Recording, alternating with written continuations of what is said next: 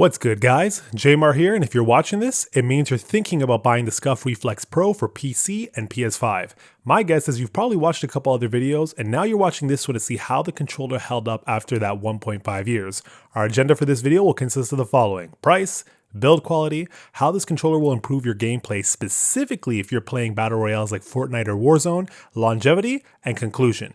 If you enjoy this video and it actually helps you make a decision, please give it a thumbs up and subscribe. It would be greatly appreciated and it would mean the world to me. Let's get started.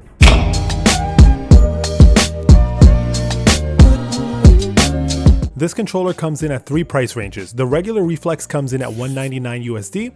The PS5 Reflex Pro, which is what you see here, comes in at $219.99 USD. The difference being that it comes with the performance grip. And finally, we have the PS5 Reflex FPS, which is a whopping $249.99 USD and comes with the hairline triggers. I myself ended up with the PS5 Reflex Pro for $219.99 USD, but a really important note, especially for my fellow Canadians, is that this is $305 Canadian and roughly around $350 with taxes. So with such a huge price tag, does the build quality of this controller measure up? The Scuff Reflex Pro is one of the most, if not the most, premium controller you can get for the PlayStation 5. The controller feels amazing in hand, and it doesn't feel too light to the point that it would feel cheap, but it also doesn't feel too heavy to the point that it would start fatiguing your hands after a couple hours. It has a great weight to it, and it feels absolutely perfect in hands. Speaking of perfect in hand, the grip tape is definitely a nice touch here as well. Everything else here is a standard PS5 controller, but the star of the show here really is the paddles. You have four mappable paddles at the back of the controller that can easily be accessed with your middle or ring fingers. The placement of the paddles are excellent and are easily accessed whether you want to just use two of the paddles or you want to take full advantage of the full four paddles. The controller also allows you to have different profiles that can contain different paddle actions. So let's say you want the outer left and right paddles to do one thing in Warzone, but you want these buttons to do something else in Apex or Fortnite. No problems, just save them to the specific profile you want, whether it's red, blue, or green, and you can switch between the profiles and the set paddle layout based on whatever game you're playing. I do want to highlight one thing though. When I got my Scuff controller, fresh out of the box that is, this plate here was lifted, which was definitely a little bit disappointing to see on first open. I pushed it back into place and it really never popped out again, but it's still a little nitpicky thing that I wasn't really a fan of.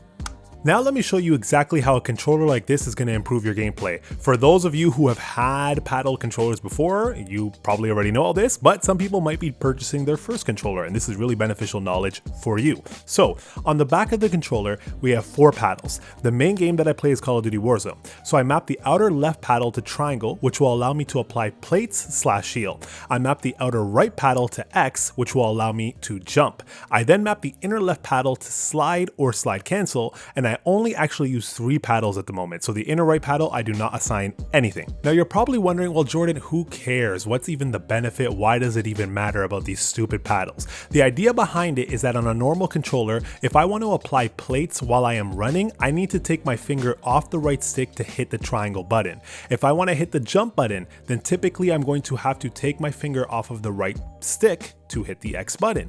In all of these scenarios, you need to take your right thumb off of the right stick in order to click these buttons, which means that you have to sacrifice the control of your aim in each of these situations. This might not seem like a big deal, but in games like Warzone, Fortnite, Apex, where you only have one life and it is high stakes, these split seconds matter a lot. Now, if I'm using my Scuff controller, I can plate using my back paddle while still keeping my thumb on the right stick to control my aim.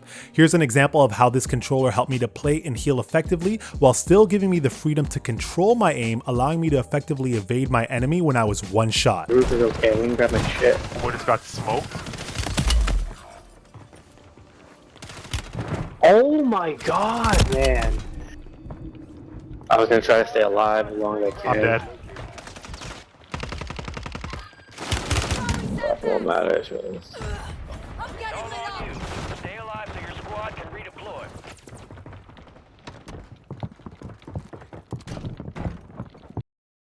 Once again, if I'm using my Scuff controller, I can jump using my back paddles while still keeping my thumb on the right stick to control my aim. This allows me to throw in some nice jump shotting while I'm moving, which helped me to win the following gunfights. Oh, nice. Oh, I'm the best in the game.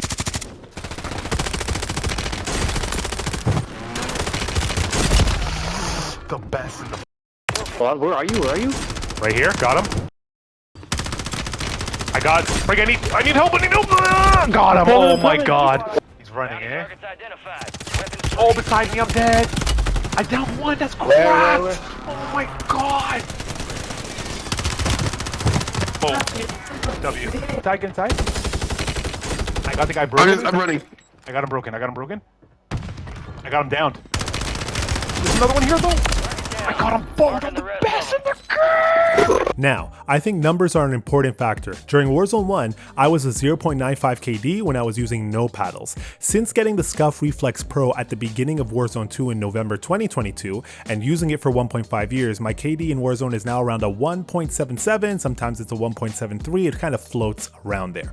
This controller really has helped me become a much better player, and this improvement with KD is all while working a full-time job and only playing 2 hours a night, twice a week. If you have more time than that, then the sky is the limit for you, trust me. So with that being said, the Scuff Reflex Pro passes with extraordinary colors in its ability to improve your gameplay in FPS shooters for sure. So this here is the most important part of the review. I hate to say it, but the Scuff Reflex Pro, for the incredible controller that it is, has extraordinarily poor longevity. I got my Scuff Reflex Pro in November 2022. A few months after, I was beginning to get a little bit of stick drift on the left stick. It wasn't anything crazy by any means, but it was something that was notable where if I was standing on a roof in Warzone, I would often fall off because my player would accidentally walk off the ledge due to the drifting. It was very annoying. Luckily for me, in the settings of Call of Duty, you can adjust your dead zone inputs to eliminate any partial stick drifting you are having. But this was only temporary. Because in May of 2024, the right stick of my Scuff Reflex Pro completely broke with the ultimate stick drift. Here's some gameplay of what it looked like. With no warranty left, there is literally nothing I could do here. I could try to find someone to repair it for me, but it makes no sense to me to spend $50 to $100 to repair a stick when I could just put that into a new controller. So just like that, the Scuff Reflex Pro lasted me about 1.5 years, and that was it. Hence, the Scuff Reflex gets an absolutely atrocious rating when it comes to longevity. An important note here, if longevity is something that is really important to you, I would do your research with regards to the Scuff Reflex Pro, which is something I wasn't able to do as I bought it when it launched. Reddit is a general place to check for everyday gamers and users of this controller, and I would definitely suggest to check there before you make this purchase if longevity is something that you really care about. So, what is the verdict? The verdict is this. The Scuff Reflex Pro is undeniably the most premium controller you can get for the PS5, and there's no doubting that it will dramatically improve your gameplay in FPS shooters. However, I would argue there is a 50-50 chance that this controller is not going to last you as long as you want it to. So with that being said, if you have money to throw away and you are okay with this controller breaking in 1 to 1.5 years after spending $350 Canadian on it, then buy the Scuff Reflex Pro. If not, then it might be better to go with another option. Now, stop. Think for a second. Did this video help you? If it did, hit that like and subscribe button as it goes a really long way in helping my channel grow, guys. If you're a Call of Duty fan, be sure to follow me on Instagram at JMarFPS. I post clips of my gameplay daily where I'm using controllers like this to play. And in the comments, let me know, are you using a premium controller? Are you using a regular controller? You know, if you want to talk a little bit about Call of Duty, leave it in the comments. Would love to. And with all that being said, have an awesome rest of your day, guys. Peace out. Deuces. Later. Bam.